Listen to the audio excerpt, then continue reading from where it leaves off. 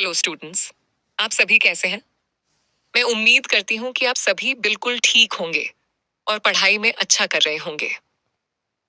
Students, आज की इस वीडियो में हम कक्षा 10 हिंदी बी स्पर्श के एक बहुत ही महत्वपूर्ण और रोचक पाठ के बारे में बात करने वाले हैं, कारतूस। इस पाठ के माध्यम से हमें समझ में आता है साहस और आत्मसम्मान का महत्व, कर्तव्य और निष्ठा की भावना, और यह कि सच्चा सम्मान पद या शक्ति से नहीं बल्कि चरित्र और कर्मों से मिलता है। तो स्टूडेंट्स, यदि आप इस अध्याय को आसान भाषा में अच्छे से समझना चाहते हैं तो इस वीडियो को अंत तक अवश्य देखें।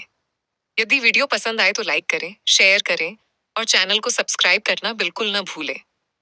चलिए स्टूडेंट्स, शुरू करते हैं आज का अध्याय, कारतूस। यहाँ कारतूस कक्षा 10 हिंदी बी स्पर्श कारतूस। लेखक परिचय। बीप तनवीर, जन्म 1923, छत्तीसगढ़, रायपुर, मृत्यु 1944। अंग्रेज भारत में व्यापारी का वेश धारण करके आए थे। किसी को शक न हो, इसलिए वे शुरू शुरू में व्यापार ही कर रहे थे। व्यापार के लिए उन्होंने जिस ईस्ट इंडिया कंपनी की स्थापना की थी, उस कंपनी ने धीरे धीरे देश की रियासतों पर अपना अधिकार स्थापित करना शुरू कर दिया। उनके इरादों का जैसे ही देशवासियों को अंदाजा हुआ, उन्होंने देश से अंग्रेजों को बाहर निकालने के प्रयास शुरू कर दिए। प्रस्तुत पाठ में ऐसे ही अपनी जान पर खेल जाने वाले शूरवीर के कारनामों का वर्णन किया है, जिसका केवल एक ही लक्ष्य था, अंग्रेजों को देश से बाहर निकालना। कारतूस पाठ एकांकी के रूप में प्रस्तुत है, जिसमें लेखक ने 1799 के समय अंग्रेजों के खिलाफ वजीर अली की देशभक्ति, साहस, चतुराई और अंग्रेजों के विरुद्ध विद्रोही भावना को प्रभावशाली रूप में प्रस्तुत किया है। अंग्रेजी सेना के कर्नल और लेफ्टिनेंट गोरखपुर के जंगल में डेरा डाले हुए हैं। उनका उद्देश्य वजीर अली को गिरफ्तार करना है। बातचीत के दौरान कर्नल लेफ्टिनेंट को वजीर अली के अतीत के बारे में बताता है।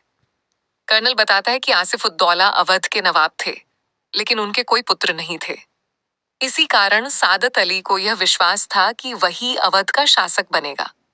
परंतु बाद में वजीर अली को आसिफ उद्दौला का उत्तराधिकारी घोषित कर दिया गया। इससे सादत अली वजीर अली का शत्रु बन गया और उसने उसके जन्म को भी अपने विनाश का संकेत माना।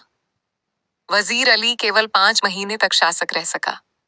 इतने कम समय में ही उसने अंग्रेजों के विरुद्ध कठोर रुख अपना लिया और उन्हें भारत से बाहर निकालने की योजना बनाने लगा। वह अफगानिस्तान के बादशाह को भी भारत पर आक्रमण का निमंत्रण दे रहा था। इससे अंग्रेज सरकार घबरा गई। अंग्रेजों ने षड्यंत्र करके वजीर अली को गद्दी से हटा दिया और उसे 3 लाख रुपए वार्षिक वजीफा देकर बनारस भेज दिया। कुछ समय बाद जब उसे गवर्नर जनरल द्वारा कोलकाता बुलाया गया, तो वह अत्यंत क्रोधित हो गया। क्रोध में आकर उसने कंपनी के वकील की हत्या कर दी और वहां से आजमगढ़ भाग गया।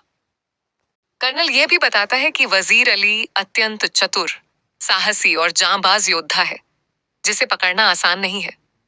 इसी बीच घोड़ों की टापों से धूल उड़ती दिखाई देती है। एक सवार अंग्रेजी खेमे में पहुंचकर कर्नल से एकांत में मिलने की इच्छा व्यक्त करता है। बातचीत में वह कर्नल से पूछता है कि उन्होंने जंगल में डेरा क्यों डाला है। कर्नल स्पष्ट रूप से बताता है कि यह डेरा वजीर अली को पकड़ने के लिए लगाया गया है। इस पर वह व्यक्ति कहता है कि वजीर अली को पकड़ना असंभव है, क्योंकि वह अत्यंत साहसी सिपाही है। फिर वह कर्नल से वजीर अली को पकड़ने के लिए 10 कारतूस मांगता है। कर्नल बिना पहचान के उसे 10 कारतूस दे देता है। कारतूस लेकर जाते समय वह व्यक्ति अपना असल परिचय वजीर अली के रूप में दे देता है। यह सुनकर कर्नल आश्चर्यचकित रह जाता है। इस प्रकार कारतूस पाठ से हमें यह समझ में आता है कि सच्ची देशभक्ति साहस, चतुराई और आत्मबल से जन्म लेती है। वजीर अली जैसे वीर स्वतंत्रता सेनानी अपने प्राणों की परवाह किए बिना अंग्रेजी शासन के विरुद्ध संघर्ष करते रहे। ये पाठ हमें सिखाता है कि स्वतंत्रता के लिए बुद्धि और साहस दोनों की आवश्यकता होती है।